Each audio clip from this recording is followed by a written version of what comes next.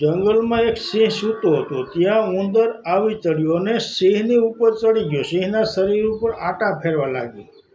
સિંહને થોડીક ઊંઘ ઉડી અને જોયું તો ઉંદર હતો. ત્યાં તો ઉંદર થથરી ગયો કે આ સિંહ હમણાં મને મારી નાખશે.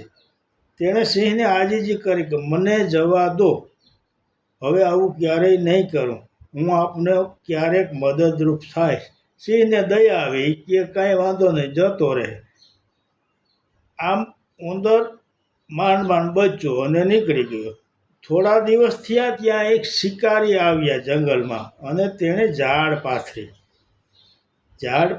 તેમાં સિંહ ઝાડમાં આવી ગયો અને ધમપછાડા કર્યા પણ ક્યાંય નીકળી શક્યો નહીં. ત્યાં એક પેલો ઉંદર આવી ચડ્યો અને જોયું તો સિંહ ઝાડમાં ફસાયેલો હતો. તેને કહ્યું, સિંહ રાજા, કાંઈ ઉપાધિ ન કરો, હું હમણાં ઝાડ કાપી નાખીશ. અને ઉંદરે બધી ઝાડ કાપી અને સિંહને બચાવી લીધો.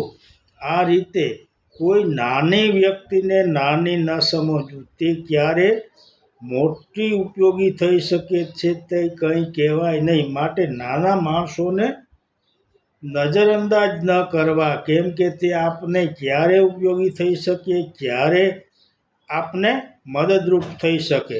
માટે ક્યારે કોઈની ઉપેક્ષા ન કરવી. જય માતાજી.